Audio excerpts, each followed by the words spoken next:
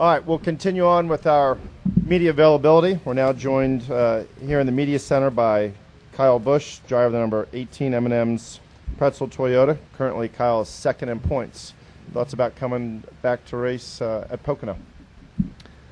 I'm looking forward to it. I feel like I've struggled here in the past, but we hope to put that behind us and get a really good run this weekend for our M&M's Camry. We feel like we've had some shots at some good runs here in the past, but just never one that would turn out to a good finish. So I believe last year we were running fourth at one point or something, and we had to come down pit road for fuel at the end of the race and put us back to 27th or something. So we've got some work to do, but I feel like I've got a lot of work to do on understanding how to do a bit more. So hopefully I can figure that out and have a good run this weekend.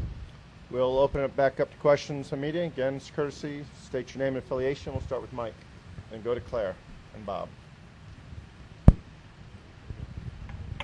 Mike Massaro, ESPN. Kyle, I want to get your take a little bit on the 48 team. Certainly, your team is one that could challenge him for the championship this year. Over the last 4 years, they've been virtually bulletproof. For a guy like you who's trying to beat them, what's it like to finally see them struggle a little bit? Well, we've seen them struggle in the past, but we've seen them bounce back stronger than ever. So, to me, it's not them struggling right now. It's just some bad luck that they've been going through. So they'll get back on it. I know that Chad and Jimmy, they don't give up lightly. So they'll be right back at us here probably this weekend. We know how fast they are around Pocono. Those Hendrick cars run well here. The Stewart-Haas car won here last year being a Hendrick car. But, I feel like Michigan's one of their places, they run real strong at. And, of course, we come to Daytona here in a few weeks, and Loudon, where they're always good.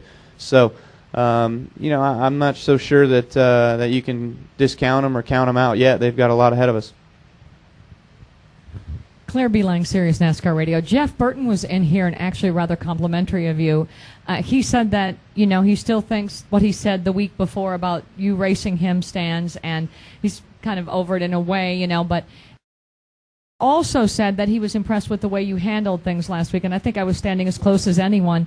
Looking back at that, would you have handled that the same way, do you think, a year or so ago, and do you think that you just sort of absorbed it and listened to what he had to say?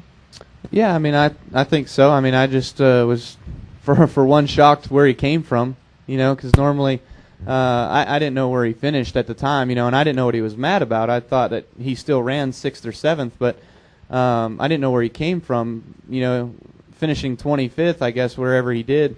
Normally you go to the garage area, so I don't know if he parked his car on pit road and he ran over to me or what, so I was like, where'd this guy come from? But, it was just the spot of the heat of the moment, and, and what transpired on the racetrack led to the incident on pit road after the race. But, I think that we can both move forward and go on and put this behind us and just try to race each other with dignity and respect as much as we have before.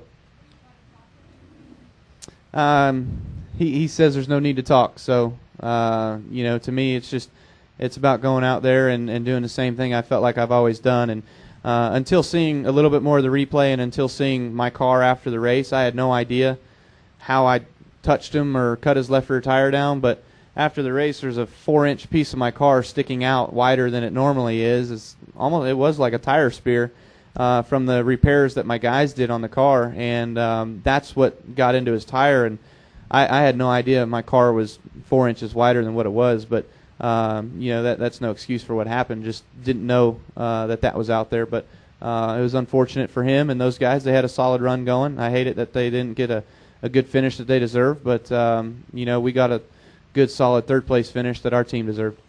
Okay, we got Bob and then Newton. Bob, raise your hand. Behind you. Keep turning. There you go. Bob Hocker, Scene Daily. Do you feel that, like in cases like that, where maybe it's 50-50, that you won't get the benefit of the doubt just because of kind of your reputation and style? Bob, I don't get benefit of the doubt. Ever.